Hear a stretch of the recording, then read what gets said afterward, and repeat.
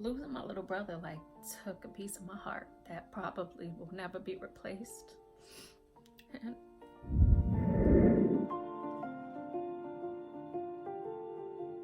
hey guys, it's your girl LaShonda DeVaughn, and I'm back with another video. And I took a while to make this video because I knew that, you know, it was gonna be real emotional for me, and thinking about the memories of two special people in my life that I'm gonna be talking about is so hard for me, y'all. It's hard for me to be vulnerable. It's hard for me to get emotional. I don't like people feeling sorry for me, so I internalize my feelings and I'm there for everybody else. But I cry in secrecy. That's why I'm a writer. I write my feelings down. Inspired me to write my first book, A Hood Chick Story. Hood Chick Story 1, 2, Part 3 is around here somewhere, and Part 4 is coming out November 12th. And losing these two people in my life inspired these books. They were really instrumental in my life, like as far as like genuinely loving and caring for me, and just being special people in my life. My little brother was killed when he was 18 years old. We're from Boston. A lot of people don't think that Boston is violent, but Boston has a lot of violence. Like, I lost so many people to the streets or in jail. My big brother is actually incarcerated right now, and he was actually incarcerated when my little brother was killed, and they wouldn't let him come out to the funeral. So actually, I'm going to talk about my first love first. So we met when I was about 16 years old, and it was so funny. Me and my friends were out, and this is so ghetto. Okay, so me and my friends were out. We were walking down Blue Hill Avenue in Boston, right? We were going to, there was like a carnival or fair in Phil's Corner. So we were on Blue Hill Ave, and we got like one of the crackheads to go to the liquor store for us, because obviously we were underage, which I don't condone to nobody, okay? So, you know, the crackhead bought us this liquor. We don't even know what we were drinking, okay? We just wanted to drink. Stupid, I know. But we were young and in the hood. So we went to the fair, and I just remember we were, you know, sipping, and he came up to me and he was like, you know, what's up, Shonda? Like, you haven't called me. And I was like, who's this? Who are you? Right? So he was like to my homegirl, like, you remember me, right? And she was like, yeah. So, you know, I'm tipsy, so I'm asking my girl, I'm like, is he cute? I'm looking in his face like, is he cute? He looked at me like, excuse me, what you mean? Am I cute? I'm like, I'm just saying. So I remember he had a chipped tooth like Nas, and I was like, oh, he got a chipped tooth, he's so cute. He was looking at me like, come on, son, like, you good? And I was just like, I'm gonna call you, right? Because, you know, he made me laugh, and you know, it was just cute the way that he came off, and he was like super like so chill, like, excuse me, you know, he checked me. I like getting checked, you know what I'm saying? I was like, all right, you know, I'm gonna call you. He was like, damn, like, getting in touch with you was like trying to get in touch with Bill Cosby. And I was like, I'm gonna hit you, okay? So finally I hit him, and we just talked every day since. Like, we were inseparable. And then my best friend, you know how it is when you're young, your best friend talks to somebody from his crew, then my whole clique was talking to people from his clique. And actually, to this day, some of my girls have babies with his friends, and you know, they're still together to this day, which is so funny. So he and I ended up being super, super close. And you know, we did a lot of making up to breakups, you know, the little puppy love situations. I used to dance. I was in a dance group, and we went to the Apollo and everything. Like, we used to dance all around Boston. We used to tear down stages, right?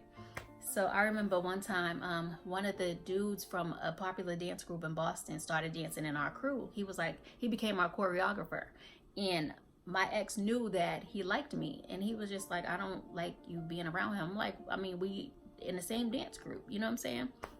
So one day, you know, I had a little whip when I was 17, you know, so I'm dropping everybody off after practice. And I had the dude from my dance group in my passenger seat, because obviously he had the longest legs, so he was sitting in the front. And he was like, who's this dude over here? He's looking real evil in the car. And I'm looking over, and it was him. And he was like, he just put his hand under his neck like, you're cut. And I was like, I pulled over. I'm like, what did I do? He was like, you got this nigga in the front seat, you know, going off. And then, so we broke up to make up. And then another time, my best friend, y'all gonna hear about her a lot. So she was talking to his best friend. So we used to take the bus to meet them. So one time, you know, this is before like people was locking numbers in cell phones. People was still, you know, writing numbers on pieces of paper back then. So we used to go through Forest Hills. If you're from Boston, you know where that is. So we used to go through Forest Hills, and you know, niggas used to shoot their shot all the time. And you know, we used to shoot him down or whatever. But before I got with him, I don't know, I must have took a number or something, right? So we was at his crib, and he was like, you better not have gave no niggas numbers at the bus stop. I'm like, come on now, what I look like? So my best friend was like, right, you better not. So she went in my pocket and took out, it was an old like gum wrapper. And she was like, what's this, Shonda? And I was like, I don't know. So she gave it to him. He opened it, and it was a number on it, some guy's number. It was super old. I don't even know whose number it was. He looked at me. He was like, you know it's over, right? So my best friend's like, Shonda, I didn't know. And she didn't know, you know, she's not like that. Like, she wasn't trying to like set me up. She was really just playing. So he was like, it's over. And I'm crying, no, I can't lose my boo, you know. So then we broke up. Prom was coming up. So I'm just like, yo, my man left me. The prom's coming up. I'm sitting here looking stupid. Like, everybody got their date, and my boo don't even want to talk to me. Like, he was so mad, right? So I'm like, yeah, what am I gonna do? So one of my homeboys was like, yo, Shonda, you know what I'm saying? I'm going, you know, I'm gonna get this, rent this Porsche, do this, do that. He's like, let's go as homies. I was like, all right, you know what I'm saying? Let's go. I don't got no date. My man don't want to talk to me. You know, let's go, right? I was so sad going to the prom because I really wanted him to go with me, right? But right before the prom, he hit me up and he was like, you know, I miss you, babe, you know, blah, blah, blah. I was like, I miss you too. I was like, you know, about to go to the prom. You ain't going with me, you know. He was like, I know, babe. He was like, I'm sorry, you know, waited too late, blah, blah, blah. I was like, yeah, my homeboy, you know, he rented this, and now we're gonna go. He said, excuse me? Dumped me again, okay? So it was just, you know, funny stuff like that. And I remember being at his house. We was always at his house. Like, all the homies was over there all the time, right? So he was like, we about to go to, you know, one of the other friends' crib. He was like, if the phone rings, Shonda, it'll ring 3 times, so you know it's me, and pick up. Now, y'all know I picked up that phone every time it rang, okay? Every time somebody called, hello? Yeah, it's Shonda, his boo. And his boys was like, hello? Like, oh, Shonda, you answering the phone? Yeah, nigga, what's good? He's not here right now. So finally, the phone rang 3 times. I knew it was him. I picked up. He was like, you been answering the phone all this whole time? I'm like, no, what you talking about? You know what I'm saying? What you mean? So when he came home, he was looking at me. He said, you know, everybody told me that you was answering the phone. So, you know, we just joked. He was like my best friend. Like, we used to pray together. Before he passed away, I was always working all the time. You know what I'm saying? He prayed for me to get this job that I got. Was at it was at a bank, and he was like, I prayed for you, babe. You know what I'm saying? But we was inseparable. We were super close. He was my best friend. He was like my soulmate, and to this day I still feel that way. I haven't met nobody who like was on the same level of chemistry as me and him. Like, that was my dude. So on Christmas Eve, he had called me, and he was like, what did you want again, babe, from the mall? And you know how boots were in style, like every color boot. I had green boots, I had all different kind of boots, but I wanted these blue boots from Aldo. I was like, I want these blue boots. You know, I got the purse to go with it. He was like, okay, babe, I got it. But actually the day before that, we were on the phone because it was just so much violence in Boston, and he fought a lot. Like, his friends were rappers, so every time they had a show, they was beefing all the time. You know what I'm saying? He had these big knuckles, and he would whoop niggas' asses. Like, he was known for whooping your ass. So I used to be like, babe, you gotta chill, you know? So he never even liked to go out. So that's why I was surprising that he went, you know, to the mall to go get the shoes, because he didn't even like going out. Like, he sent people to go do so. He just didn't like going out like that. So like, he was a homebody, which I loved. Okay, so anyway, he was like, so the day before. So I was like, you know, if anything happened to you, babe, what would you want me to know? And he was like, nothing, Shonda. Like, why would you say that? And I don't even know why I said that. And, you know, that night we said, I love you, good night, or whatever. So on Christmas Eve, he was like, you know, he asked me about the boots. He went to the mall with his friends to get the boots. So apparently when he went to the mall, he had got jumped before a long time ago by these guys. And he told them, every time I see y'all niggas, I'm gonna fight y'all one by one. Boom. He seen one of them in the mall, whooped that nigga's ass. Of course, he pulled out a gun and he shot my man in the heart. And he passed away. And my best friend on the door banging, banging, banging. I'm like, what's good? She was like, yo, G's in the hospital. G's in the hospital. I was like, what happened? What happened? She was like, he got shot. I'm like, I just spoke to him. Yo, I just dropped down on my knees, started praying. My mother's like, Shonda, it's gonna be okay. It's gonna be okay. Let's get to the hospital.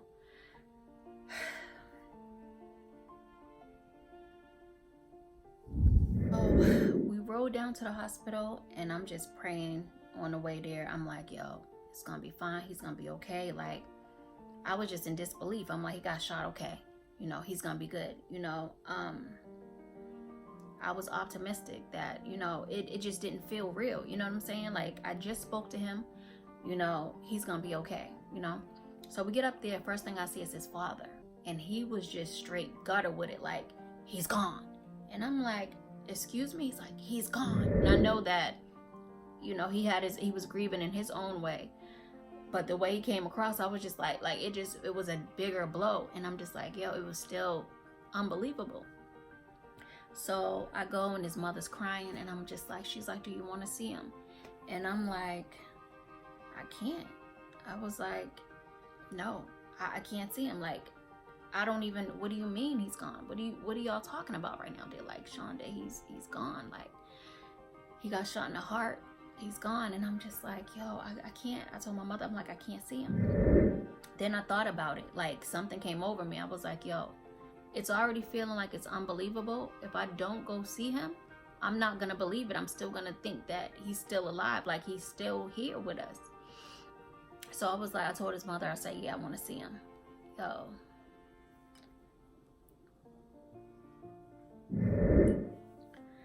So I get back there, and his eyes were still open. And he had like blood splats all over his face. And I whispered in his ear. I was like, save me a spot in heaven. And I was so hurt. Like he was my best friend. Like, I was so hurt. Like, this is somebody that I'm with basically every day. I just started college, and, you know, he was proud of me. I got that job. You know what I'm saying? And like, this was my dude. Like, y'all don't understand. Like, that was my dude. And he was gone. And it was devastating. Like, after that, like, you know, to watch your friends with their boyfriends, and you just looking like, my man's really not here. Like, I can't even call the number, hear his voice no more. And what's really crazy, y'all, his funeral was on my birthday. And it was devastating. It was devastating. Like, so my little brother, he was really young at the time. My little brother was really, really young at the time, and he clung to me. He's like, Shonda, like, sis, I got you. And I'm just like, thank you, bro. You know, because he died on Christmas Eve. So when Christmas came, it was the worst Christmas of my life. Like, I couldn't even breathe. Like, y'all don't understand. Like, I was in such a dark place. Like, I shut down. Like, I try to be strong. And like I said, I shut people out when I grieve and stuff, because I don't want nobody feeling sorry for me. But it was hard. Like, being alone, I cried. I used to talk to him. I started writing poems. You know what I'm saying? I started writing to him when I thought about him.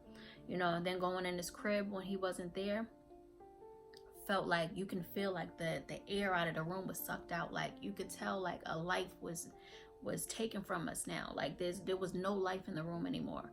It just felt, oh my goodness, like, I didn't think I was ever gonna get over that. So my little brother, he was so dope. Like, he was so good at like trying to comfort me and be there for me, you know, as well as, you know, my other friends were trying to be there, but it was just hard to be around people. You know what I mean? Like, it's hard to focus at college, hard to just focus, period. So after that, my big brother had got shot. Same thing. My best friend knocked on the door. Yo, D just got shot. I'm like, not again. Yo, y'all don't understand. I was like about to just go in a freaking, like, I was going crazy. Like, what do you mean? You know, because I'm thinking the same thing that happened with G happened to my brother. So I'm like, this was my big brother, somebody I look up to. I love my brother. Like, leader, he's a legend in the streets still. Like, my brother's off the chain. And I'm like, no. Went up there, my big brother, thank God, survived. You know what I'm saying? My little brother was still around at the time, but see, my little brother started getting into the streets now. Like, he started getting older, started, you know, emulating like my older brother. You know, my older brother had his own block, like Boston, there's blocks. So my big brother had his own block, was dominating, you know, everywhere. He was just that dude. My little brother, everybody respected him. He was that dude. I had my little crew, you know what I'm saying? We was just looking up to my big brother because that was somebody that, you know, we didn't have our fathers in our life. So my big brother was somebody that we were looking up to. So my little brother was looking up to me from a business standpoint, because I bought my first house at 21. You know, I was doing stuff to try to like get out of this hood shit and like just be something. My little brother was looking at me from a business sense and leading, you know, my crew. Like, my girls was looking up to me too. Like, they seen me like buying houses and doing good shit. They like, fuck this hood shit. I'm doing that shit too. You know what I'm saying? And my little brother was looking at that. My big brother, he was doing all types of crazy shit. My little brother was doing, you know, looking at that as well. So he started getting locked up, and crazy shit was happening with my little brother. So my little brother was the most loyal person I've ever met in my life. Like, I've never to this day met anybody like my little brother. Like, you come against his family, oh, he's seeing you. But if you are genuine, oh, you gonna love him. So, okay, so let me get to this. So, my little brother, he was loyal to his friends, you know what I'm saying? And in the book, I had to put some fluff on a lot of this stuff, like as far as my ex and as far as my little brother, because I can't like give you all the real life stuff. But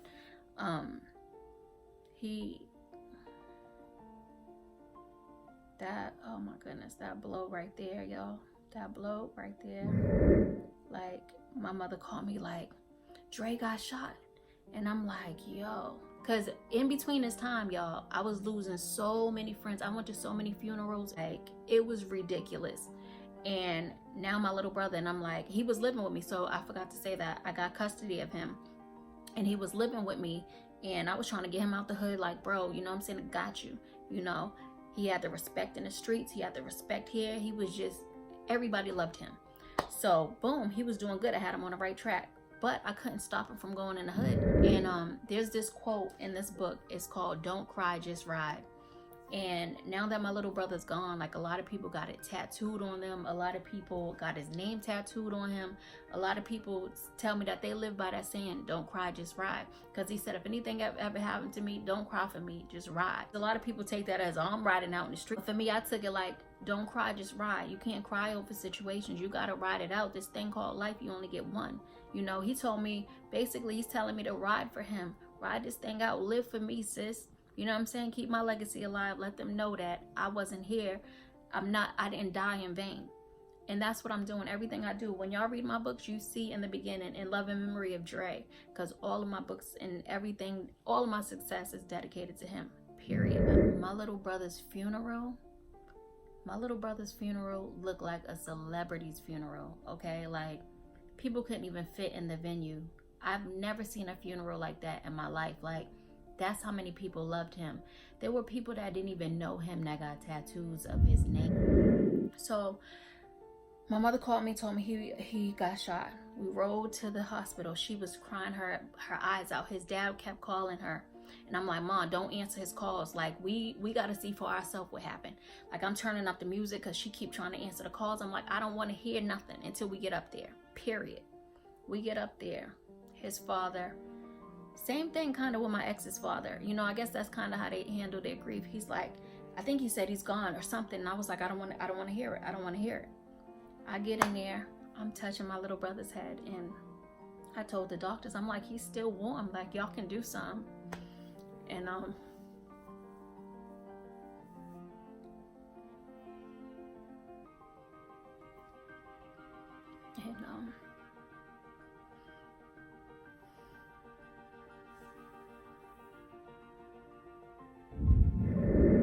So just like that, my best friend was gone, and it was so hard for me because my marriage was falling apart. I had to be there. I didn't have my son at the time, but my daughter had to be there. Be strong for her, be strong for my mom. My brother was in jail. They didn't let him come to the funeral, so he was in there tore up.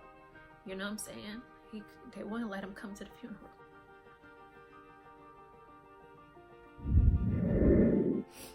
So losing my little brother like took a piece of my heart that probably will never be replaced. And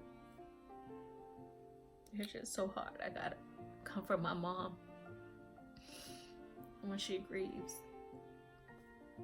And I just try to be strong, and I try to like block it because there's no other way I can handle it.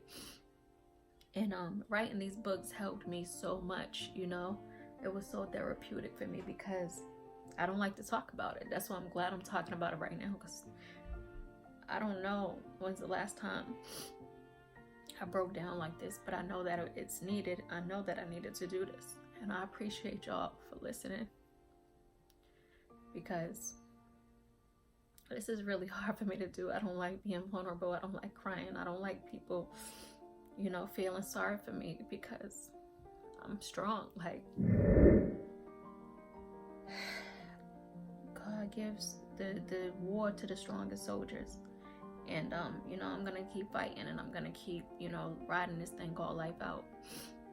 Being there for my kids, repping my little brother, being there for my mom. And I just know that, you know, I'm going to continue to have brighter days because, you know, I have faith in God. I know that I'm going to see my brother again. I know I'm going to see G again, and everybody else that I lost, you know. But I just know that none of this happened to me in vain. And that's why I created this channel, because I want to inspire young girls. Like, when I wrote my book, I didn't know how many girls was going to be emailing me, telling me that they've been through the same thing, and crying, saying how much I helped them, and how much I inspire them to keep going. Because a lot of people want to give up, you know. When you take like L's like that, like, you want to give up. It's hard. Like, somebody that you see every day, somebody that you try to help motivate and help, you know, steer their life in the right direction. It's hard just seeing all of that just crumble and just be taken from you. It's not fair. It's not fair. But I just want to inspire people. I want to inspire girls just to live your life, love yourself, be the best you can be, boss up. Boss up. Use every opportunity to boss up, especially off your losses, because guess what? You went through that for a reason, to help other people. And I just want to thank you guys for listening to me and allowing me to vent out and tell my story. And I'm gonna continue to tell my story and, you know, keep their names alive. I love y'all. I'm gonna end this video because I don't want to be crying on here. But I thank God for giving me those two special people in my life, because I'll never forget them, ever. I love y'all. Thanks for watching.